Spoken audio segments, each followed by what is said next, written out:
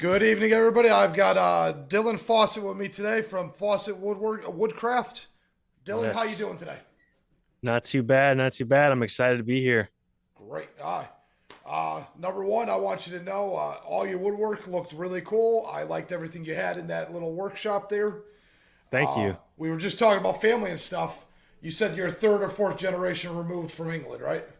Yes, I believe so. I used to say the same thing. I'm French Canadian. I used to say the same thing, but it's three or four generations.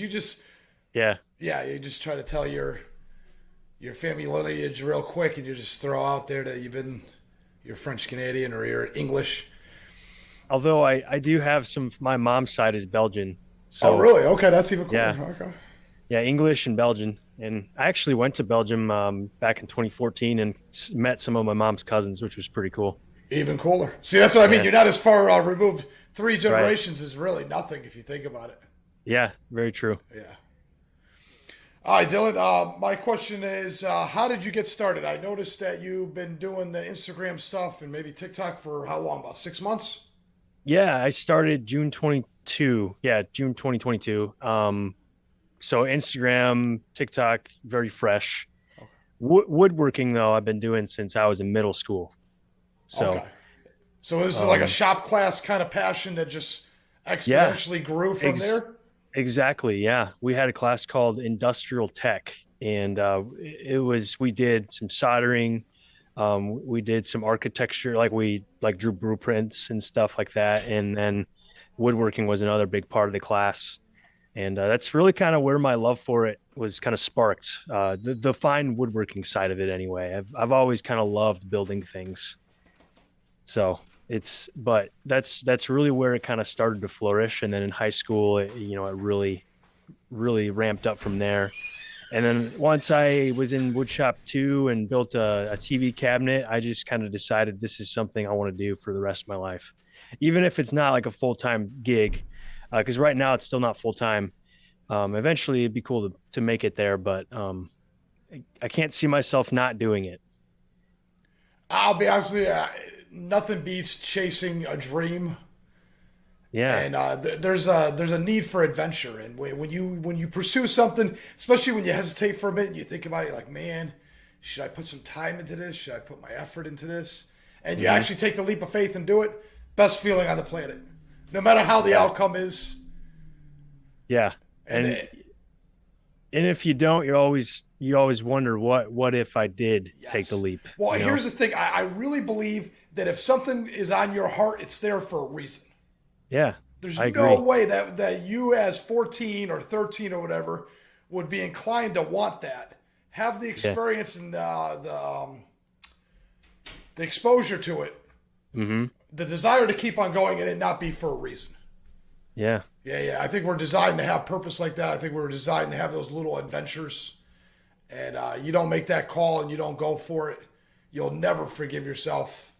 And I hmm think that's the biggest part of growing a little bit is taking that little risk. Yeah, of So course.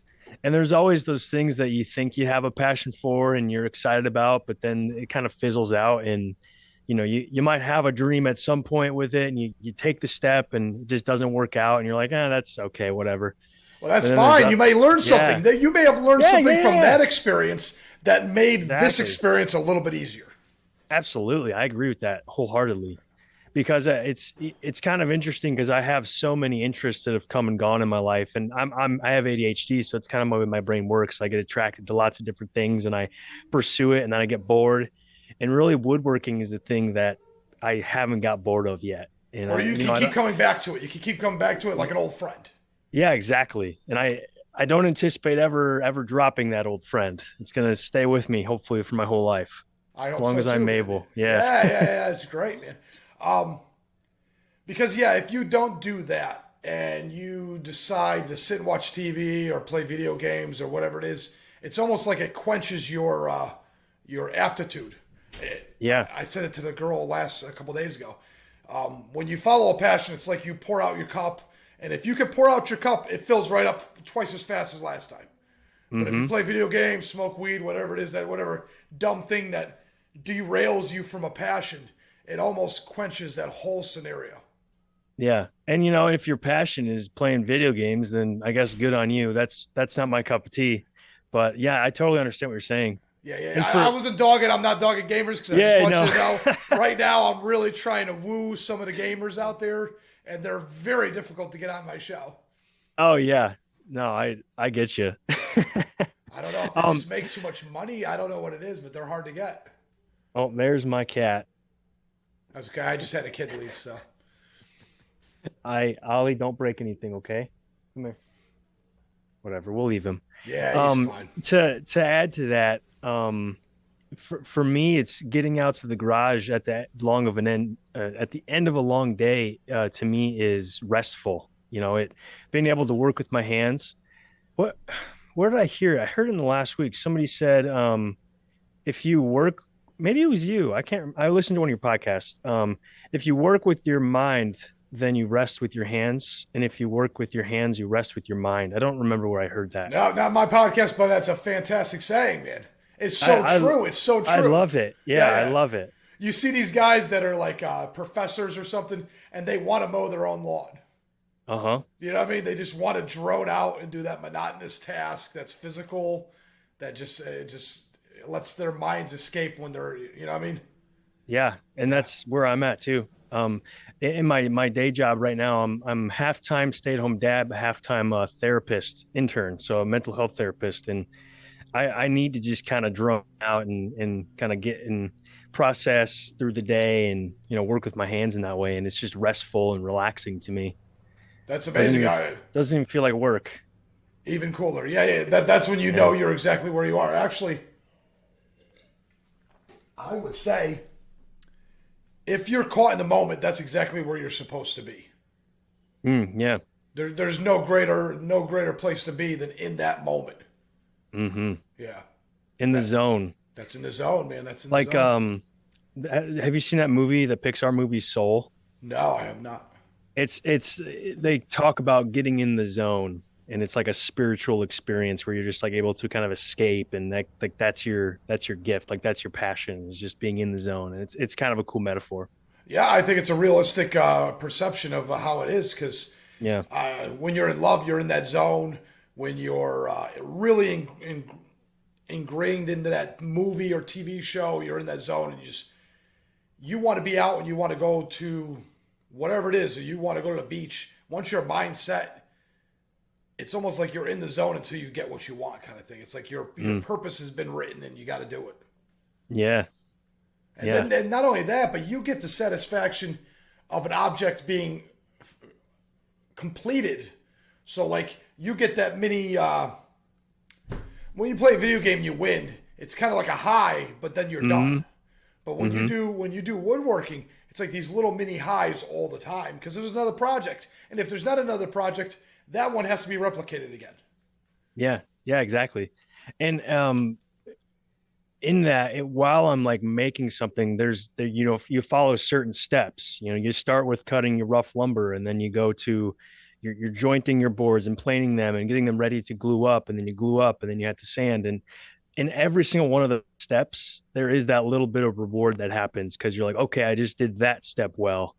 Now on to the next step, and then you do that well, and then eventually you get to the end where you're like, I'm finishing it, it's done, I'm giving it to the customer, or I'm putting it in my own home, and then you get to look at it forever, and it's very rewarding. Yeah, I'm sure it Yeah. is, man. Yeah. Um, so what got you and started with the laser engraved bottle openers? I'm not gonna Oh lie, you yeah. broke me. I saw a couple, and I think Danny DeVito was one of them, and I'm like, Yeah. Yeah. this guy's onto something here. That's actually kind of a funny story. I didn't even start doing that until almost about a month ago, just right before Christmas time. And I bought myself a laser engraver so that I could put my just laser engrave my logo onto like cutting boards and coasters and other things that I make, just so I can have my brand on everything.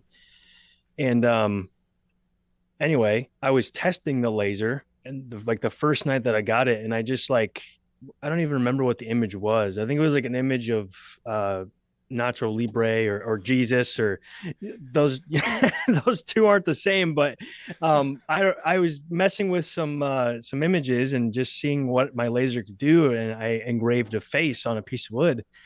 I thought, wow, this could be a pretty cool bottle opener. And I already make bottle openers. Okay, I was gonna say, I where the heck did the correlation come from? But okay, you're already yeah making yeah them. yeah yeah yeah. So it's Because I don't see how you see Nacho Libre and you think I can make a bottle opener. But yeah, okay, I can see how you meshed the two together now. I make bottle openers that are like shaped like teardrops. I don't have any near me, but Yeah, I saw one on your Instagram. and I started with that design, and then I was starting to engrave faces. I'm like, this would be really cool, and I looked it up on Etsy, I looked it up on Pinterest, and I didn't see anybody that made them. So I'm like, I could be the first to make one of these things, and I just started. I posted on my Instagram story, if you could laser engrave anybody's face on a piece of wood, who would you engrave? And I got a bunch of like Danny DeVito Yes. and Napoleon Dynamite and Okay. who like Ron Swanson and bunch Albert They're great. Yeah, Einstein. they're great, man. They're great. Perfect people, man. Yeah, perfect. And so I actually do like custom so people can upload their face I and was just gonna say, can you do my head? That's great. You I can. could do yours. And Uh, for my brother for Christmas, I actually engraved his face on a bottle opener, and I engraved my face on a bottle opener for him. And I was gonna play with them a little bit, and so I they're magnets too. So I put magnets in them, and you can stick them to your fridge. yeah. And I was gonna put magnets on my face alone, and then on his, I was just gonna make it so he puts it in his drawer, and he has to look at my face all the time. But I decided to put magnets on both, but let him decide who he wants to look at. Or you could just battle it out in the Yeah, fridge, man, and have you both on there. yeah, that's right. So yeah, and now I do logos too. I mean, anybody who wants to engrave anything on a bottle opener, I'll engrave it. So it's a lot of fun. I enjoy it because it's always kind of a new thing to do. Even though it's the same exact thing, I'm making a bottle opener with a face on it. It's always a new face, and to me, that's exciting. And I kind of easily get bored, so I like having those new ideas come to me and new challenges and new projects. Well, that's another thing. I think every project that you do, there's a slight tweak of what needs to Hmm. be perfected or what needs to be learned or what needs to be Yeah, manipulated. It can't be exactly the same. Even if you're duplicating the same object, there's going to be yeah, something that's a little tighter or something that's going to need a little different. Some aspect of it is going to be custom that had a yes, problem that had to be solved. So yeah, you're constantly mechanically reasoning, how can I improve this? How can I fix this? How can I change this? To keep it as much the same as the last one, but get it to hmm work just as good or work a little bit better. yeah, and improve it upon every single time. That's kind of my goal. Is to every single project I want to learn something new. So I often take on new techniques Nice. just Okay. so I can learn. Yeah. I'm nowhere near professional, and I would love to be there. So it's just kind of trial and error and trying to figure out what works, what I like to do, what I don't like to do, Yeah. what I have patience for, what I don't. I never have patience for sanding, but that's just that's the only downside to woodworking, in my opinion, is sanding. Well, it sounds like that's the thing you're going to have to be the perfectionist at. Oh, I know. It It's seems like and whatever you're lacking is what you need to do the most. It yeah, does. It seems like yeah, that is the catch 22 of every great moment. yes. Yeah. That is very well put. And I think that all woodworkers that I've come across, I've not heard one that likes sanding. And if they do, then they're not a real woodworker. They're crazy. I don't know what they are. They're a different breed. Do you find because I'm very similar in the way that you're talking about how you deal with projects and things, very similar. Do you find yourself once you do get something right that you find a way to be the most efficient possible? Yeah, just like repeating that. Yeah. Um, yeah. So I'm trying to think of an example because obviously so like I'll every single time I'm making a project, I try to find a new technique. But once I find a good technique that is faithful and true and is going to work pretty much every time, then I don't necessarily need to learn a new technique. and I reuse skills and whatever. But yeah, I mean, like in woodworking, it's kind of different because you build like a jig so that you can recreate a cut the same exact time every time. So if you need to bulk out a bunch of bottle openers and you need the same cut on the bandsaw and it's tricky to do, then you build a jig so that you can create the same The cut. same groove, so it just slides in the same spot 16 times in a row. Exactly. Yeah. And I like building jigs, but I also have a hard time sometimes justifying like building a jig because maybe I'm I posted a video on Instagram last week about cutting splines. It's so you have a miter joint and then you insert a piece of wood, long grain, so that it kind of reinforces that miter joint. And miter joint is just two 45s put together, making a corner. And I can't justify making a jig for that because I don't make enough of those. So I learned a way on actually YouTube to make those cuts for that spline without a jig, and people really responded well to it. A lot of people said that they'd never seen that technique Yeah, before, and they I really saw they you. Yeah, I saw they it really too. I was liked like, it. man, this guy found the easiest. And you know what that told me? I'll be honest with you. Let me tell you what that told me because I watched it twice. It told me this guy dealt with 5 different problems, Yeah, solved 3 of them really well, and when he came to this one, he had enough background knowledge to skip all the mistakes and go straight to a really unique idea. yeah. Well, I appreciate that you had that perspective. But do you understand what I'm saying? That Yeah. wasn't the first time you played with a saw. Because No. there's so many times where I did something with a breaker, because I used to do vinyl siding with my dad. Oh, And you cool. bend metal, and you bend metal, and you bend metal, and then you fix a couple things that other people didn't do right. You Hmm. come up with solutions or ideas, or you use the breaker in a slightly different way that normal people don't use. And all of a sudden, when a problem comes up, you're 3 times more likely to come up with a brand new scenario that doesn't even exist because you've already solved 3 odd problems outside that scope that actually qualify for that moment. Yeah, And you that's a don't good even way to. realize your mind's mechanically looking through at it that way and filtering everything through so quickly. Yeah, no, that's actually is eye opening to me because I think you're right. You're absolutely right So the because more you it's. do this, the more you do that. That's why you see these old timers. And I'll be honest with you, I did some union work or worked with some union guys, Hmm. and they had so many shortcuts. It was mind boggling. I saved probably 10 years of experience by skipping all the nuances of learning something to get to Hmm. that one little like one stupid thing that I think still to this day probably not that many people know. When you're cutting around like when you're doing roofing, when you get the Hmm. architectural shingles and you're cutting around like a toilet pipe, Hmm. these guys weren't cutting with their knives. They just took tin snips and cut right around it. Hmm. And I'm like, wow, I would have never thought of using tin snips. Now, granted, they don't last that long. But Yeah, if you I'm do sure. it that way, it's like a 3 second task. You can eyeball it without even trying.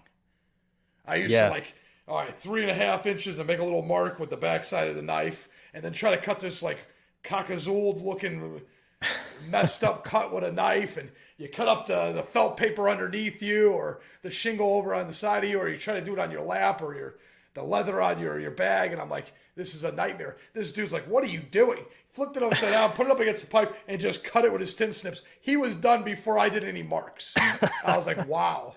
I've been doing roofing for like 7 years. You did that in like 7 seconds. And you learn from him, Oh yeah, and you I'll were never able, forget and that you the were, rest of my life. yeah. Yeah. That's kind of how I feel about that the spline jig is I was like just researching how to make a spline without a jig because I didn't want to build one. I just like didn't want to. I couldn't justify it. And I was in September, I was working on another project and I just was YouTubing and I came across one video. I wish I remember the guy's name and what his channel was. I could probably find it if I go through my history, Yeah. all the thousands of videos I've watched. But I just, part of it is you learn from other people's mistakes and other people's knowledge that they've learned. Yeah. And It's like some of reading a it's, book, man. It's like reading a book. You could save yeah, yourself a generation's worth of headache. yes, exactly. And YouTube is this generation's book reading, I Oh, it's think. amazing. YouTube is amazing. Not only that, but it gives you bravery when you don't want to mess with your car. And you're like, man, I know Yeah. this is going to be a pain. And you see the guy mess with it twice, and you're like, you know what? I can do that now. I can do that. Yeah. I I am right there with you. I oftentimes, anytime I touch my car, I'm watching a YouTube video first. Twice. I'm watching, especially if it's Twice. Yeah. successful. That's the one I need to watch. I'm Yeah. watching it twice. And while I'm fixing my car, I'm also watching it. Make Oh yeah, sure I yeah. I don't saved mess up. that. Yeah, yeah. I've saved that just in Yeah. case. Yeah, Yeah. and it saved me so much. You kidding me? I remember there was one time there was a switch on my brake and the switch went, but I didn't know there was even a switch on the pedal. Hmm. It was like a $10 fix. I think this guy wanted $200, and all it was like a like a computer cable disconnect, Oh, and all it was a hearing pin. It was just dangling from a pin and a little screw on the no brake. kidding. Yeah, yeah, yeah. That's Huh. all it was. My brake lights kept going out. I'm like, what is wrong with my brake lights? It's not my light bulbs. Watched the guy on YouTube. I said, man, thank you, sir. I don't know your name, but I'm subscribing to your channel. I think that's actually a really good point. I mean, you looked up a video and how to do it yourself, and you did it, and you saved a ton of money. And that's kind of where I come from with woodworking, and that's kind of how I got started. Was just I could go to the store and I could buy this piece of furniture, or I could pay somebody to custom build it. But I'm going to save a heck of a lot of money if I just do it myself. And I enjoy doing it too. So that's Oh, it's that's it's a that's worth twice the money. yeah. Sometimes I mean you're going to pay more for a custom piece of furniture than you would if you go to Walmart, like especially like a lot more money than you would pay at Walmart usually. But that piece of furniture is going to last forever. Whereas the thing at Walmart, you move your house one time and it's destroyed and you'll never use it again. Well, it's a talking point too. Nobody ever brings something home from Walmart and then talks about it when they have a couple people over for dinner. Yeah, But you that's a make you good make that point. you make that waterfall table, and that thing will be at least three different conversations for the next 5 years.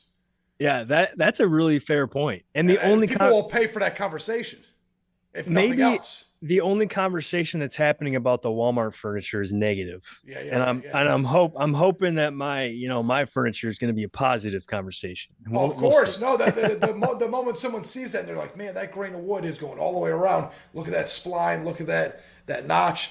And they're gonna be like, "Wow, where'd you get that?" And then they're like, "Oh, wait, not only did I get it from Fawcett, but look at it. He's got an engraved Mhm. logo on the back here, and Always. Danny DeVito's head's on the fridge. It's from the same guy." Actually, Maybe I if you were should. smart, every time someone buys one, charge them an extra $10 and give away one of those Danny DeVito heads. That's That's another talking actually point, because how many people are going to look at that fridge and say, "That's a dumb magnet. That's a dumb magnet," and that's Danny DeVito. that's a good point. I mean, I've actually thought about the bigger purchases that people will give me more money. I thought about throwing in a gift like that. Absolutely, I think you'd make a And huge mistake. Because here's the point, right? yeah, How many times will you get another job based on that conversation because of that bureau or that chest or that yeah, bookshelf? But now you got Danny DeVito on someone's fridge. There's 25 conversations that still bring you back to that bookshelf. yeah. It's always going to bring it back to the I bookshelf. I love that idea, Regan. That's great. I think I'm going to use it. Uh, I love one thing I'm learning to do is make your package so you deliver something, they get the item that they ordered, but you also throw in, you Something. give your business card and I do a sticker, and then some people do like a band-aid or like a piece of candy, just like something different. You don't expect to see that in an Amazon package. You only expect to see that in a very personalized Yes. small business, um, a company that really cares that about the product that you're getting, that you're going to get good use out of it, and you're going to enjoy the item, but also enjoy opening the item. And you leave a lasting impact by doing that sort of thing. So I really like the gift giving when it comes to bigger orders, like throwing in, Yeah, the Dylan, I think bottle it's a great opener. idea, man. Not only I that, love but it that. says to me that you know me by first name. Yeah, No one on Amazon knows your name. exactly. And pretty soon there's going to be a drone dropping it off, and the drone sure as hell don't know your name. Well, they might know my name and my social security number and all that, but Yeah, they that's don't they like, that's don't like FBI they, stuff though. That's they not. don't Yeah, know me. They yeah, don't they know don't know you. me. Yeah, it's funny. Yeah, no, that's awesome. On that note, you were talking about this is not your day job. Your day job is counseling, so that's a pretty Yeah. heavy hitting job in and of itself. How long you been doing that? So I'm actually an intern. So that means I'm in my sorry, I can't get my words out. I'm getting my master's in clinical mental health counseling. I've been doing it since May of 2020, and I have until August of this year until I'm graduated and done. So I'm interning right now, and in order to get my licensure as a licensed mental health counselor, I need to have however many hours as an intern, getting direct client hours, meaning I'm counseling people. I'm just doing it under supervision, and I don't have a license yet. So the goal is, yeah, by August get all my hours done, and I'll be graduated and then be able to get my license and perform, um, by myself. I'll Yeah, still have supervision for a couple years, but I'll be, a licensed professional. So yeah. Mental health is huge, man. Mental health is huge. I was actually talking to someone yeah. a couple days ago that did the similar thing, but he does interventions. Okay, yeah. It's all the same. For It's all in the same genre. Drugs and alcohol. Yeah, Yeah, drugs and alcohol. I'm I'll be actually honest with you. Go ahead. no, that's okay. I'm taking a class right now. I actually have some homework I got to do later after this podcast. That's for addictions counseling. So it's kind of cool. Anyway, Well, they seem to correlate. I don't think you can have drugs without the mental illness or mental illness without the drugs. They seem to yeah. correlate. I mean, it's a diagnosable disorder if you struggle with an addiction. I mean, you're being diagnosed with, substance disorder or substance use disorder, Yeah, um, alcohol use, yeah. that sort of thing. It's that quenching that spirit, man. Yeah. You totally suck the life It's out of yourself just trying to get away from something for a day, and it's miserable. hmm It's devastating. It destroys families. It's hmm I don't know. Yeah. I'm Well, I appreciate it, man. You're a front line worker, that's for sure. yeah, I'm thank you. I'm trying to be. It's rewarding. It's also very exhausting Exhausting.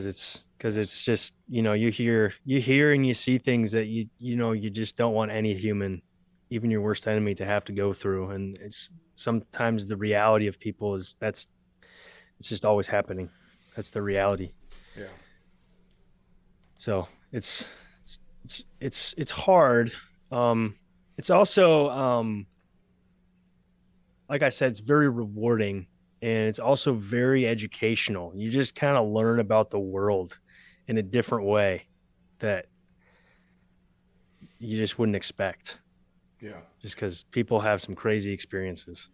Well, I have learned that no matter what the journey, no matter what's experienced, no matter how bad the world gets or how malevolent people are, Mm, or how evil the just bad luck can be, hmm we're stronger than our obstacles.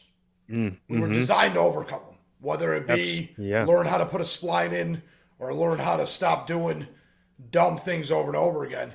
And Yeah. I don't know, it's hard, man. It's hard to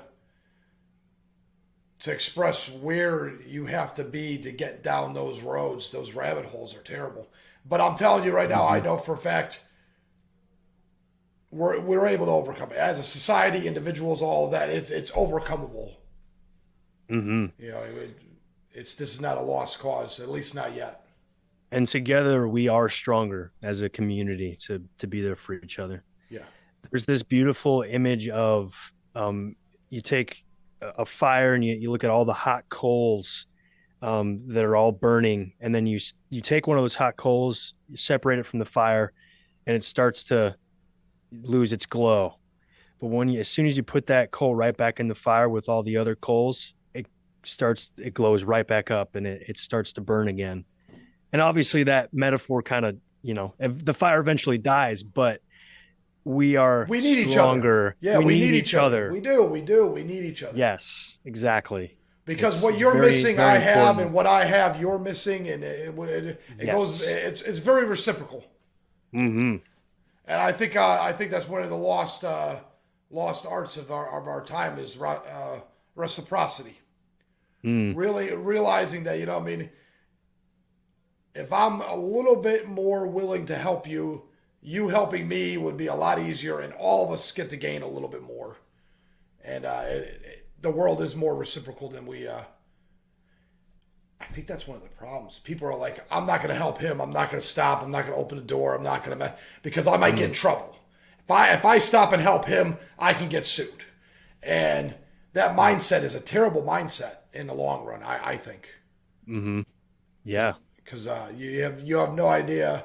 You hear those stories like this young guy saves this guy at the beach, from drowning, and 20 years later he saves him when he's Oh drowning. yeah. And you hear these wild, outlandish stories where he saves his son or grandson, whatever it be, Uh-huh. and you're like, wow. Can you imagine if he said, "Oh, I don't want to get sued"? Mm. The story would have never happened.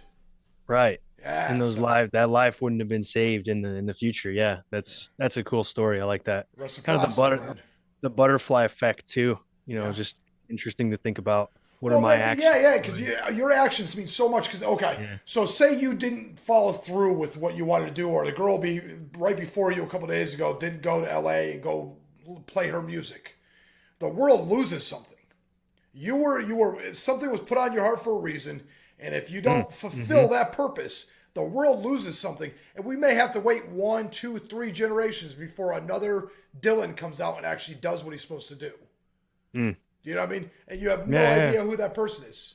You just don't know what that time is. You don't know what, but you know what the call is. You've been called to the Mm-hmm. adventure. You know you've been called, and Mm-hmm. yeah, every time you turn a life around with the drugs or the mental health, you might be putting someone back on a path to go aim for a target again. Yeah. That's the goal. Yeah, That's the goal is to help people really just to support people through their hard times, but to get them to a point where they can they can keep doing life without me, without a therapist. yeah, I want them to get to a point where we don't have to see each other every week, and that they can eventually do the same for somebody else. yeah, right. Well, say if Yeah. you get caught in your mind and you degenerate down far enough, you become homeless, and now we got a Mm, whole nother set of problems that mm, lead to other problems and all kinds of other bizarre things that can happen to you. And I'll be honest with you, you pull someone out of that mud, you get them back on track, and you just made the world a little bit better place. And people don't realize. And I said this a couple of weeks ago. You always have this thought. If everybody tried a little bit harder, how much better would the world be? mm, But what if we mhm, just tried not to make it worse? mm. What if we? How much potential is there to just not make it worse? Do you know Yeah. what I'm saying? It's kind of like Yeah. Yeah. it's like sanding it a little bit more. I'm not saying you didn't sand it at all, but I'm just saying if you just did a little bit more, how much nice can you imagine if we all just tried not to make it a little bit worse? Yeah. And there's power in numbers. Oh I man, mean, can you imagine? Because think about it, how many yeah. homeless people are there? How many mental illness? Tens of millions. If all of them Hmm. were 20% better, what is that? Like a country's worth of people not messing up, Hmm. Hmm. not pulling from the system, not drawing from anything. Yeah, that's profound all by itself. And if they could actually Yeah. have enough to be able to like take care of a family besides just take care of themselves, now you Mhm. multiplied the potential instead of cut it in half. Yeah. Now, if only we could tell that message to the masses and people would understand it and comprehend it. That'd be another story. I think I I agree. think the world's changing a little bit. I think people are starting to Yeah. recognize that there's a lot more out there than we thought. We have Yeah. such abundance now that I think Hmm. everybody has to stop for a minute and think. And I think there's going to be a huge influx of guys like me and you that try to turn that side hustle into a real life endeavor. Hmm. There's going to be a lot of layoffs Yeah. coming out, and a lot of people are going to be, well, do I play video games and do nothing?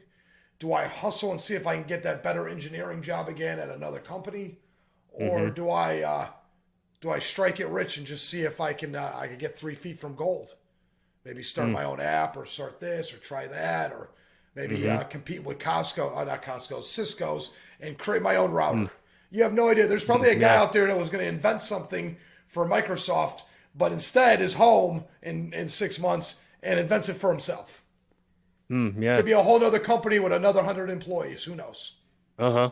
And that Yeah. And competition that's forces. yeah, that's the beautiful thing. Well, about the beautiful thing about America and capitalism is that the market's free, so you can do that. And that's the only reason why I'm able to do what I do too. Is work in my garage and build cool things and sell it. I mean, that's not everybody in the world can say that they have the ability to do that. So it's definitely a very cool freedom that we have. Oh, it is. It's amazing. We, Yeah. we can move. We can move anywhere in the country. We can do whatever we want. Yeah. There's no limitation really. And I'll be honest with you, it's kind of funny. Every time the government makes a law or a regulation or everything, everybody cries and complains. Or if a market gets oversaturated, they cry and complain or everything. But all that Hmm. is an opportunity to learn something new. Yeah.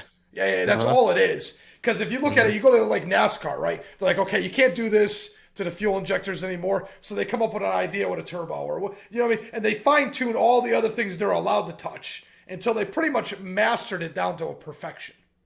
Yeah. Because every time they say you can't do this, they do something else. They're like, Hmm. oh, okay, you played with that, you can't play with it anymore. And everybody else follows suit because you get an extra couple of horsepower. And they basically have, and they say the best artists are the broke ones because they have to come up with creative ideas on how to Hmm. get to A to B. Hmm. If you got unlimited money, you just throw money at it, and money doesn't seem to. It's kind of like the homeless. Hmm. Money doesn't solve the problem. Doesn't Hmm. solve the problem. But if you have to get down in the dirt, in the nit and gritty, and try to actually work it all out, you come up with creative ideas. You come up with new Hmm. ideas. You come up with custom Hmm. ideas that don't happen when you have too much money.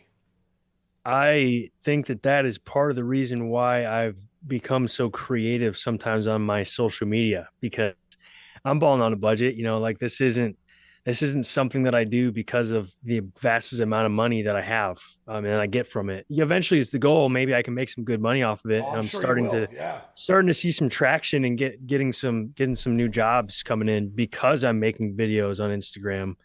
But I'm trying to stand out, and I think you're right. I think the broke artist is gonna be more creative at trying to dig himself out of that hole than being able to just throw a ton of money at it. I think that the challenge that comes with having less money is exactly what you said, is looking at the world at a different angle and seeing how can I do this in a different way that's never been done before. First, number one, let's just get right back into what you were saying. You were Yeah, yeah. saying, go ahead.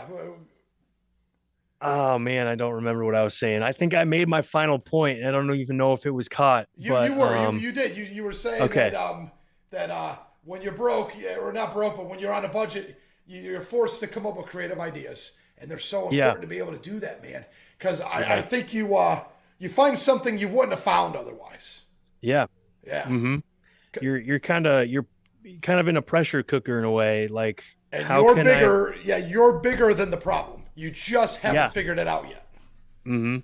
Exactly. And I've kind of learned that just how to be very creative with the materials that I have, or not. I'm trying to think of another word. Just I guess innovative. I'm very frugal. My dad is kind of my family taught me to just be very frugal with my money. So like if I can do something um with what I have instead of going to the store and buying the new thing and doing it that way, being creative, it just kind of forces you to come up with new ideas. And that's really kind of the heart behind where I'm at in woodworking, honestly, because I will take wood from anything, be it an old cutting board that I'm not going to use as a cutting board ever again, or old floorboards. Um, a lot of people use pallets. I'm not really into the pallet thing. I don't really trust the chemicals that are on pallets, but that same idea of taking something that's essentially garbage to somebody and turning that into something that's beautiful and useful and good quality and has function to it, that's really kind of, I just get excited about it. it's fun to be creative and kind of challenge yourself to think outside the box. And there's no limit, man. There's no limit. Absolutely no limit. No The limit. Yeah. sky is wide open. And I think that's one of the best parts about TikTok and Instagram and all this stuff is we get to see that there is no limit. Because as soon as you think you can't come up with another idea, they come up with another idea. Yeah. Mm-hmm. Yeah. And it blows my mind. It's just, I'm like, man, I would have never thought of that. Danny DeVito's head, and you can open your beer bottle with it. It blew my mind. You don't I'm understand. I so love Sunny in glad. Philadelphia. Yeah, you have no idea. I love Sunny in Philadelphia. And I've always loved Danny DeVito. When he was the Uh-huh. ugly twin to Arnold Schwarzenegger, broke me when I was a kid. Broke me. Stupid movie. Such a stupid movie. Yeah, yeah. I think I've seen that. It's been a long, long time Oh, since it's I've great. seen Okay, that one. Arnold Yeah. Schwarzenegger's like a genius, and he's drop dead gorgeous, and he's like 300 pounds of pure muscle. Oh, And yeah. when the scientists genetically engineered him, the only way they could was if he had a twin that had all the negatives. Oh, And Danny DeVito was the twin with all the negatives. It was insane.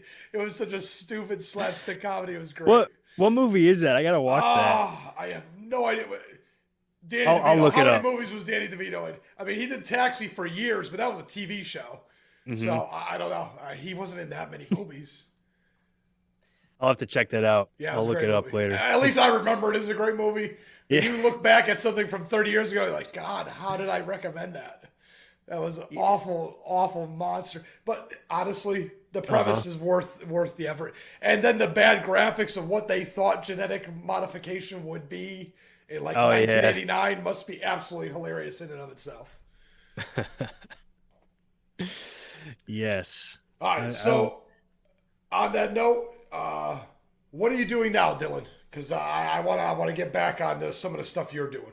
Yeah. Man, I have a lot on my plate right now. So my goal for January was to get my website launched, which I got launched the first week of January. So I was way ahead of my goal. And then my second goal is to get my podcast ready to launch because I'm starting a new podcast. It's launching February 1st. And my Congratulations. thank you. I'm really excited. And this is actually technically this is the first podcast I've been on because this is probably going to be out before mine launches. So this is cool. But we've recorded 3 episodes already. And we're getting ready to launch. We're going to launch the first 3 episodes on February 1st to just Awesome. kind of just give everybody a chance to kind of listen and get to know us pretty quick, binge some episodes. Yeah. And then we're going to be launching uh three 3 days, sorry, 3 weeks a month we'll have an episode, and we're going to take a 1 week break each month just to give ourselves breaks. We're very busy individuals, so there's that. I'm working on that. The woodworking thing is really starting to kind of get some traction. I posted that spline video, and then somebody reposted it, and a person that followed them saw it, and they actually called me. And I have another job to do because of that. So that's the awesome thing about social media Yeah, is that's a great man. That's a it's touchdown, man.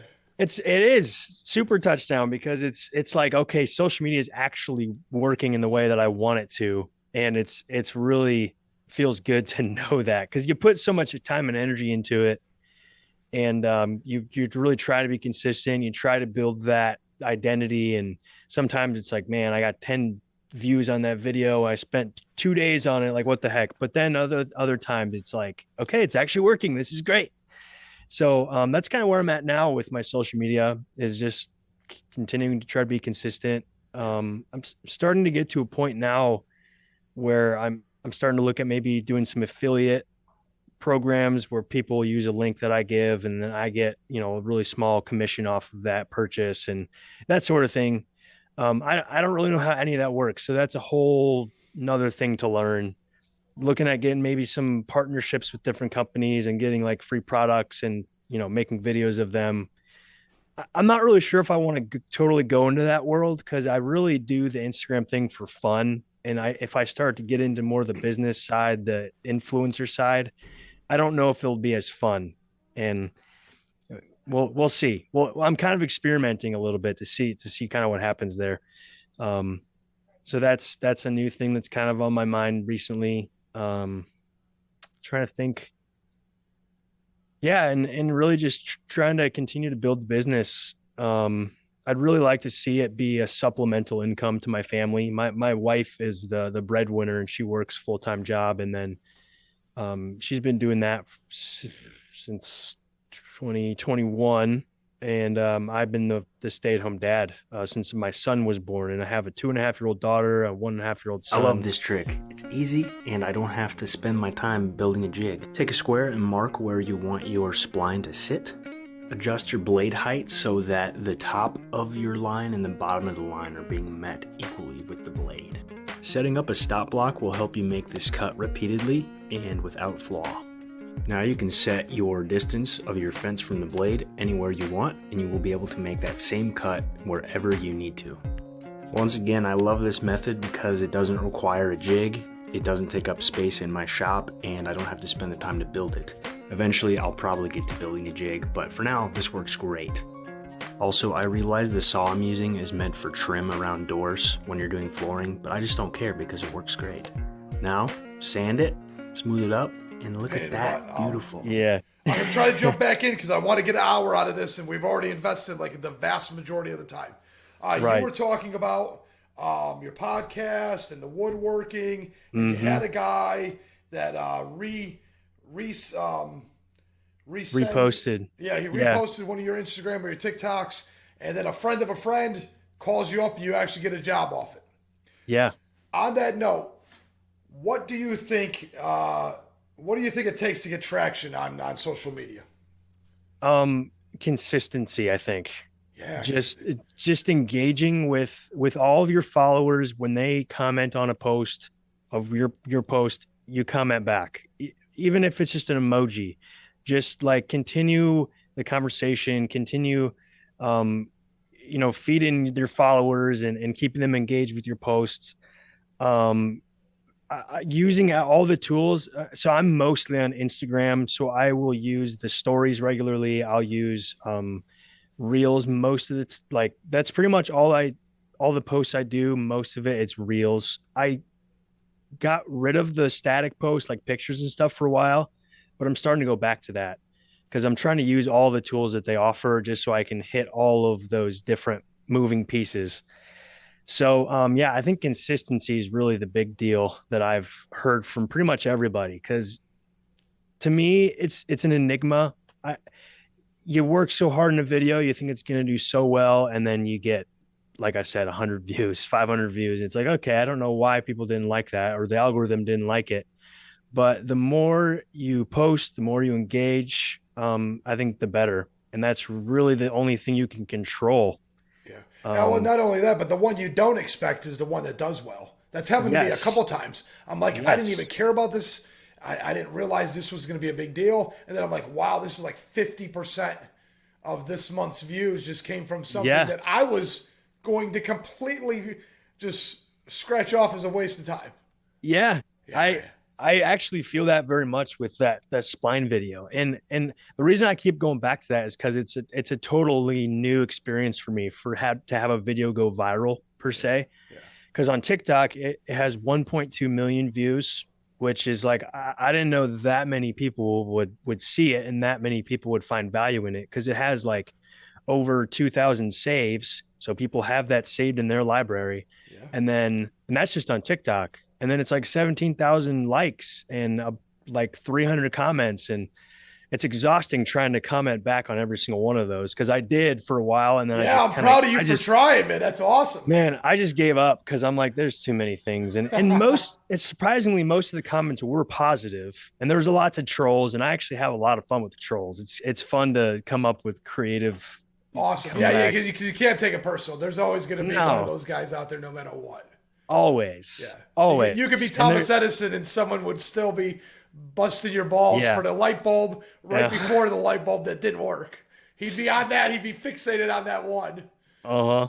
So the trolls are fun, and it kind of gives you a creative way to just kind of deal with them, and it's funny because I'll deal with the troll and then I'll post it to my story, and then other people will get a kick out of it, and Nice. it's kind of fun.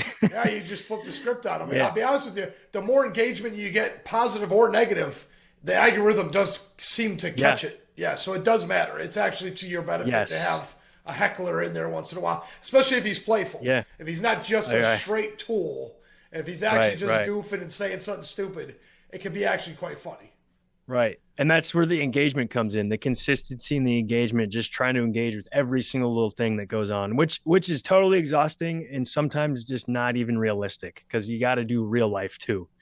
But for the social media side of things, yeah, I think my secret is just do it and do it to your best and just create a community out of it and create real friendships and talk to people outside of like you. In my messages, I have conversations with people on the daily basis, just learning about new techniques that they're using, whether it's for podcasts or woodworking or business or whatever it is. Just creating relationships with people and making real connections and really just being authentic on social media. Oh, I think that's you have to be authentic. It eats away at you otherwise.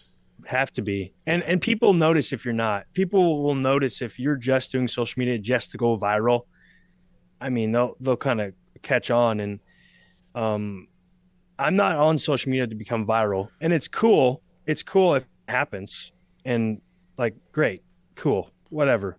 And you get to go to bed with your wife and say, I can't believe 1 million people saw this. Yeah. I mean, it's a cool thing to say. It really is. But that's not why I do it. I do it because I enjoy doing it, but I also just love the friendships that I've gained from it and all the different connections and all the things I've learned from different people. So I think you got to kind of approach it from that angle. At least that's kind of how I approach it. It's kind of like working out. It's not for the physique. It's for that energy boost. It's for that health benefit. It's so your blood pressure goes down. It's so you feel more energetic during the day. And if your body looks a little bit better, then fantastic. Yeah, that's a good way to put it. Actually, very good. Yeah, there's a lot more benefits to than just having a video seen by 1 million people. But again, I've yet to do that. Yeah. So I would be honest with you. I think I would drive my kids nuts because I'd be in there and be like, you don't understand. You got to look at this. This is 1.1 million. I'm telling you, I do enjoy talking about this, and I'm glad that I get to talk to you about it because my wife is done hearing about it. Yeah, right. Exactly. That's one of the reasons why I did the podcast. My kids got tired of hearing me talk. We have dinner together every night, and they're like, Dad, we're tired of listening to you. We don't want to hear about abundance. We don't want to hear about any of your theories on any. We just don't want to hear it, Dad. We love you. Go tell your perspective to somebody else. Padres perspective. That's exactly where it came from. Yeah, that's so funny. I love that. Yeah, it's been a blessing. I enjoy doing this, man. And I've always been someone that likes to BS with somebody. I always like to have a beer and just hang out and talk. Me too. To be able to turn this into an art is even more fun. And then the problem solving. I don't know if you've done any of the editing on your videos for your podcast. We're not doing videos yet. And okay.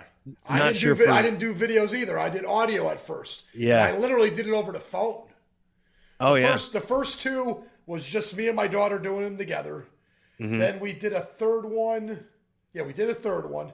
And then I'm dominating personality and she's great at talking, but I think I want to say I muscled her out a little bit, or maybe she just got tired and I lost the excitement of it. So I was like, I got to figure something else out. So I started finding new people to talk to, and I started doing it with just the phone next to the microphone. Yeah. I just do interviews over the phone. Honestly, phone microphones are pretty good quality. Yeah, it worked out fine. But the first 15, I didn't have a choice. I didn't own a video. Yeah. I didn't have a camera, so I didn't have a choice. Mm-hmm. But figuring it all out, using Audacity, learning how to use Audacity, how to edit your stuff, publish it. I'll be honest with you. I did not expect all the extras that were involved. I just figured you push a button and everybody likes you. I know, yeah. I know. Well, I mean, it kind of feels. I mean, it's you're absolutely right. There's a lot of stuff that goes in that's involved with it, and I'm still learning a ton. It is very intimidating, but do you use Anchor to do your podcasts? Yes, everything's through Anchor, and then everything Yeah, else, because Anchor allows me to put it on Spotify and yeah, iHeartRadio. I and tried getting on Apple the and Apple, but I didn't want to put a new ID, so I just didn't even bother. oh, you have to. Do you have to create an Apple? Apple made me want to, and I'm like, man, I'm not doing a new account. I got to write this stupid password down, and I'm like, oh, I'm not doing that right now. So every time I do go to do it, I don't do it. I probably should. There's probably Yeah, a big yeah, market out there. probably. And I Yeah, know you can do Amazon too. I'm looking at probably doing Amazon Music and Apple Music and Spotify as the three big ones. yeah, I'm probably making a mistake. Fine. I recommend if you got the 10 minutes to just make the account and do it. Yeah. Yeah. And that's Anchor makes it really easy though. I mean, there's so many good tools that Anchor has that I've just kind of So simple. appreciated. Yeah, Yeah, it's yeah. it's very user friendly. Yeah, yeah, because I went from Audacity and audio to Hmm. video, and I use what is it, OBS, and what's the other software I have? I don't remember anymore. I can't see it. There's a screen all locked up. But Yeah. it's free software. You just got to watch Mhm. YouTube videos and figure Yeah. out how to use the Yeah. software. Figure out Uh-huh. how to use the software, and just man up and suck it up and learn. Yeah. That's my last month is really doing that, manning up, sucking it up, Yeah. learning how to use Audacity and all that stuff. I find not only do I like doing things that I don't like to do and turning that into a challenge into itself, Mm-hmm. but finding a way, because I'm lazy, to maximize how fast I can do it. Yeah. I can have this, I don't want to brag, but I can have this video published on both the Spotify, iHeartRadio platform and YouTube by tomorrow. That's awesome. Yeah. Good for you. The uploads are astronomically long. They take like an hour and a half. There's Oh, got to be wow. a better way to upload this video stuff. I don't know.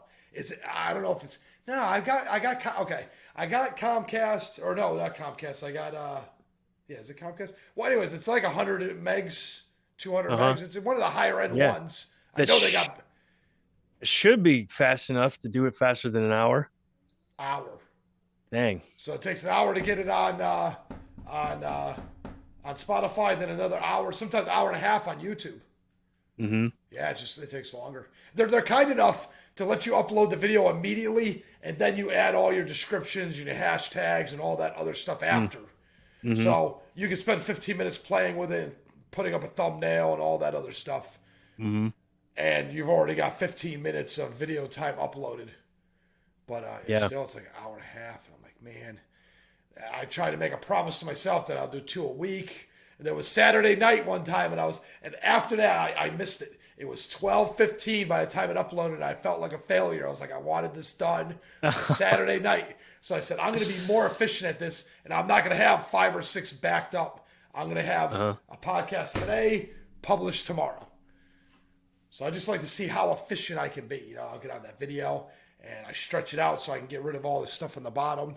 I don't know. There's all kinds of stuff you gotta Mm-hmm. Yeah. get satisfied with. Mm-hmm. It's fun. It's a lot of fun learning this stuff and challenging yourself. There's always a new little tool too to learn and use and improve upon what you learned last week. And Yeah, it's the yeah. same thing with woodworking. There's just always this new thing to learn, always improve. And it extrapolates on itself. So it's almost like always. Yeah, yeah. Yeah. It's That's just life. I think that's just what life is. Now, can you imagine just sitting there and not doing anything at all? I don't know how people do that. I don't either.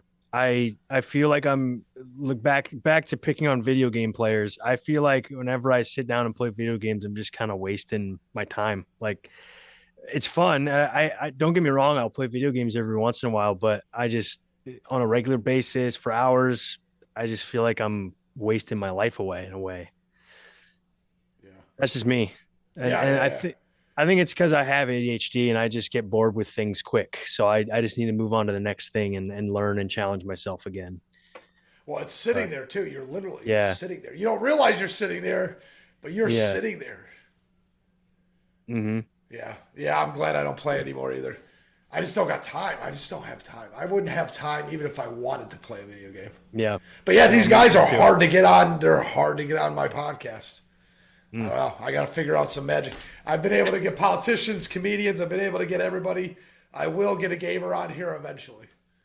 Yeah, I will hold you to that. I do. I will keep a lookout for it. What you got to do is you got to say, hey, we're going to hop on and play video games for an hour. And then once you get them on, you say, just kidding. We're not playing video games. I don't think I've ever deceived anybody to get them on before, but I'm not going to lie to you. That's actually hilarious. It'd be funny to see their reaction. They probably just hang up, hang out, right. Yeah, whatever.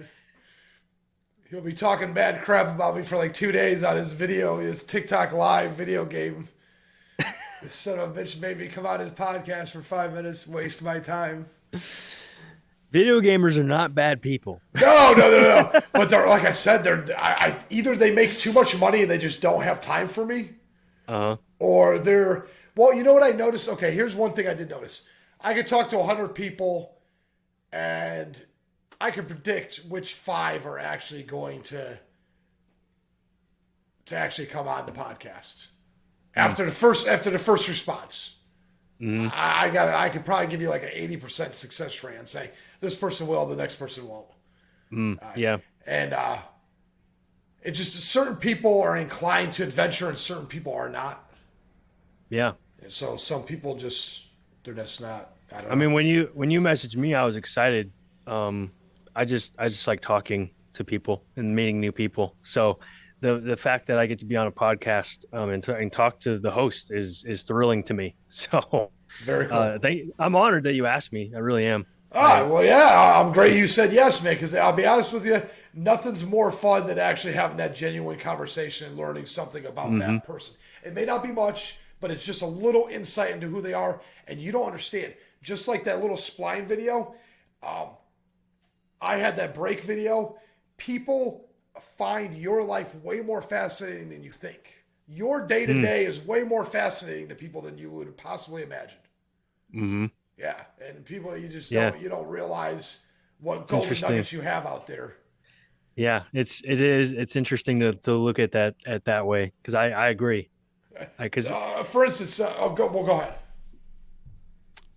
I forgot what I was going to say. Okay. So go. I was going to say, somebody will be putting a bunch of scrap metal on the side of their house, and that video will go viral because they were complaining about their wife complaining that he's trying to save all this metal to go to the scrapyard. He doesn't want to go for $20. He wants to go for $200.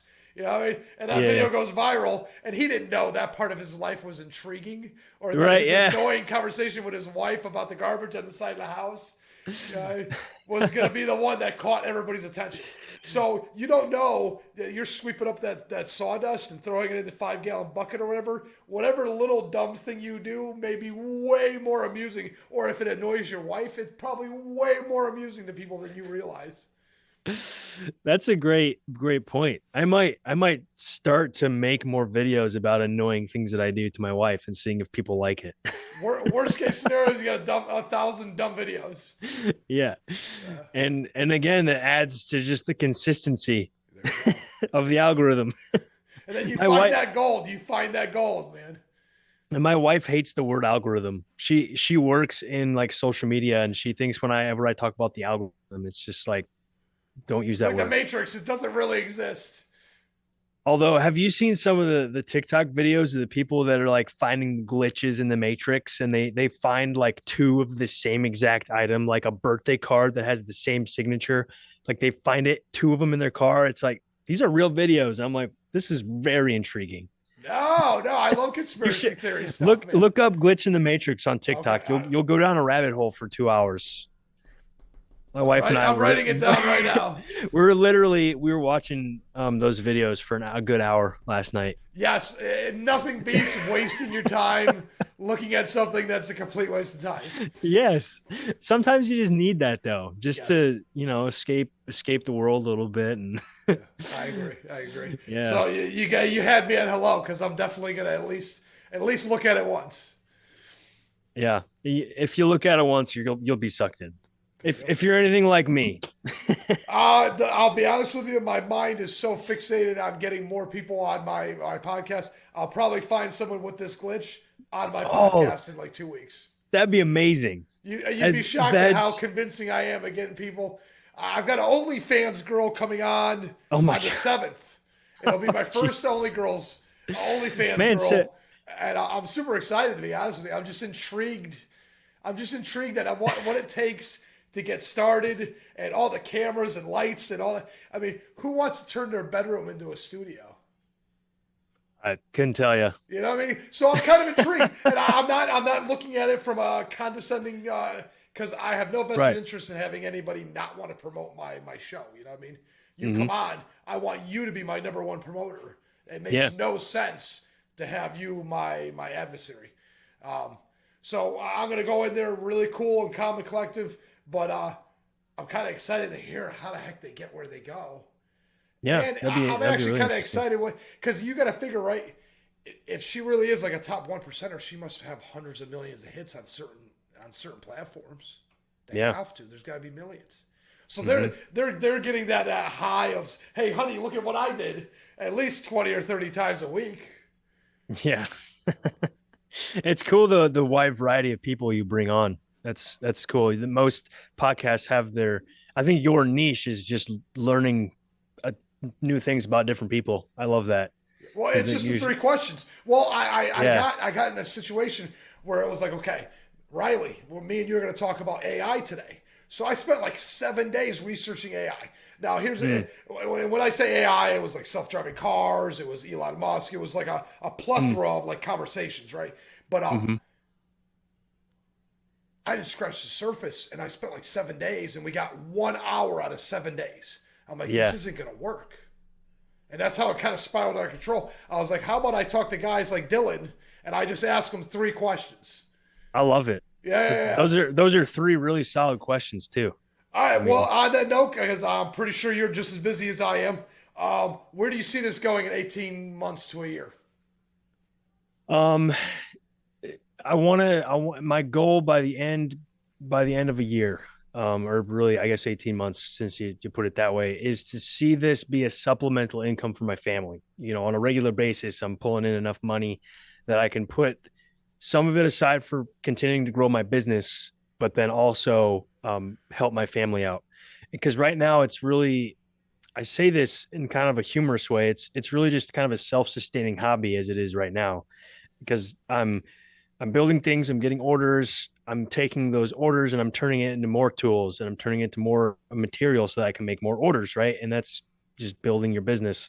And I'm not at a point now where I can take some of that money and put it in my pocket quite yet. So my goal is to just get it to a place financially where it's, you know, it's more than just self-sustaining hobby. It's an actual business. So that's, and I don't know if it's going to be full time. I still see myself being a counselor as well. And we'll just kind of see where life takes me. You know, I've definitely been taken in different ways than I would have imagined, you know, even 5 years ago. So we'll see, That's see what awesome. happens.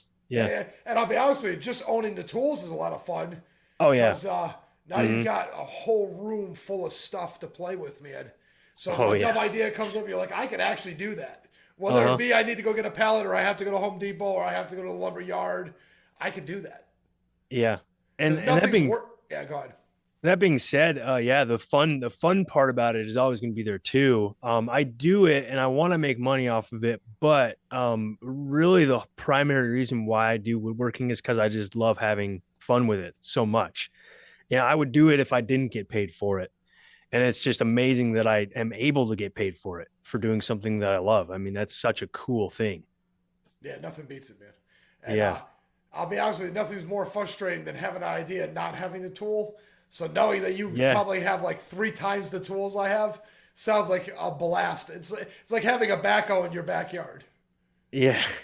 It's also you don't have a tool and you can't afford a tool, so you just be innovative with what you do have. Like I was saying earlier, just being creative with the limited supply or limited tools you have.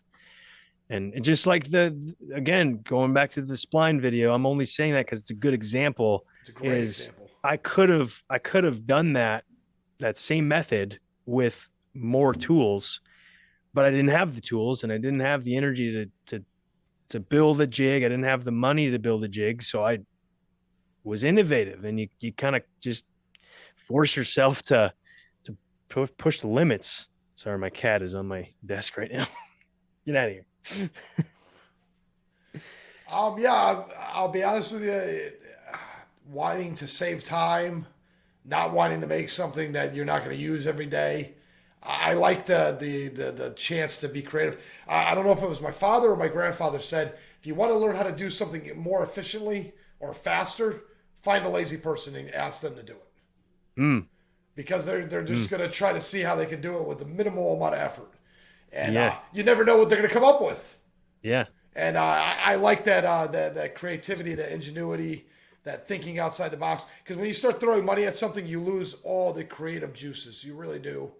And I mean, there's no way around it. I had to get that video camera to get up another notch from the audio. But And but also that being said, having more money means more tools, which means more fun sometimes. yeah. And like you were saying, yeah, you get a new tool that you can do something you couldn't do before. So then you just have fun with it, and you keep doing it, you keep building. So Yeah. I love having tools, and I would love to have all the fancy jigs and all the most efficient and the most effective tools, but right now I'm kind of working with what I got, and I'm having fun either way. Awesome. I'm sure, man, you're going to outperform your own expectations easily. We'll see. We'll Well, 3/4 of the population ain't putting a lot of effort in. So you're already the top 25% just by putting in any effort at all. So that in and of itself. Thanks. Yeah. Well, yeah, no, seriously, if you think about it, it's kind of like when you go to the gym, right? You go to the gym and you're like, okay, 90% of the population isn't going to the gym. So you're the top 10% for just walking in the door. I wish I was part of that 10% that Well, went to the you know gym. what I'm saying? And you could say that about all kinds of things. Yeah. You read a book a week. How many Right. people are doing that? Yeah. Well, then you're the top 20% just by doing it. Mm-hmm. Yeah. I read a So- book a year.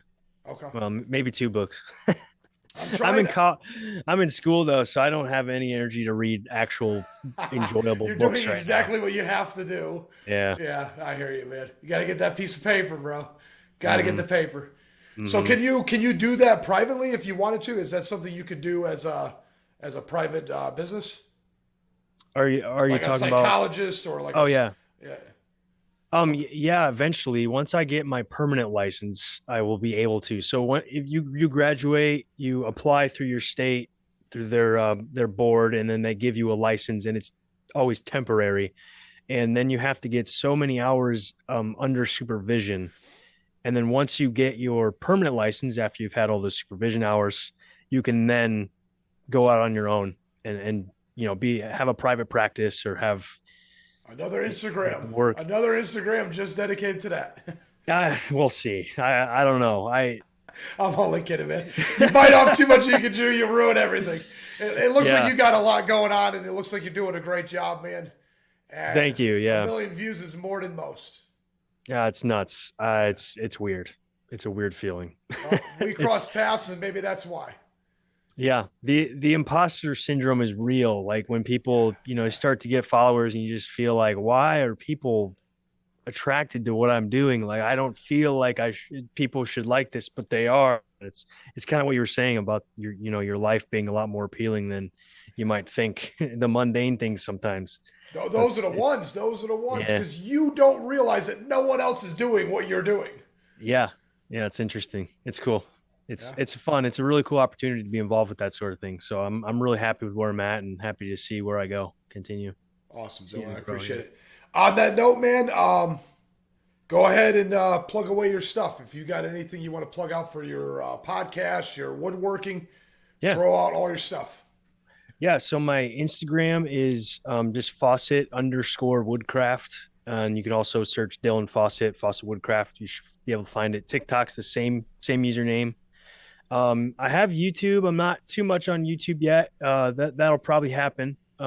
Eventually I'm taking on the podcast. I got to graduate from school first, but YouTube's on the back burner for now. we'll see where it goes. And then my podcast is going to be called the Wouldn't It Be Nice podcast, and wooden because it's about woodworking.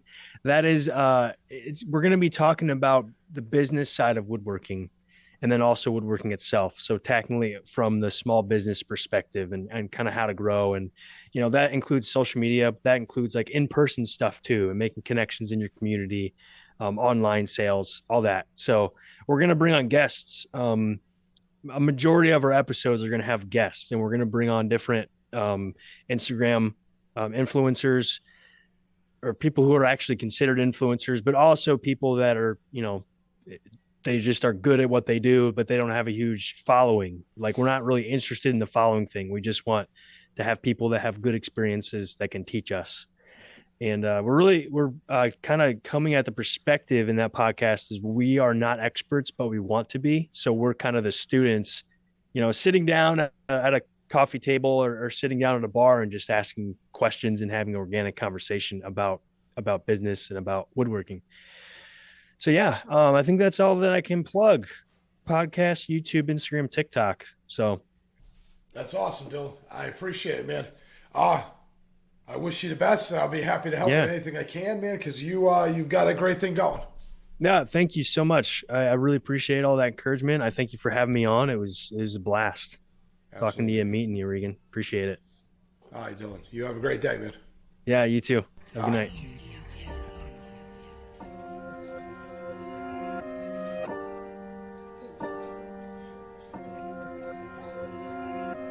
Weather is good, sun is shining.